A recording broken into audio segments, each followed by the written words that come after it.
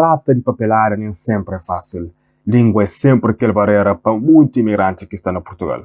Por isso, o Alto Comissariado para a Migração cria um serviço de tradução telefônica para todo imigrante. E goste, e tem um horário alargado. Conflito entre Ucrânia e Rússia já leva milhões de pessoas a fugir para outro país e SATA provoca uma instabilidade internacional. Então, GOSSE, Serviço de Alto Comissariado, passa a funcionar de segunda a sexta entre 9 horas de manhã e 8 horas de noite, mas também todo sábado entre 9 horas e 5 da tarde.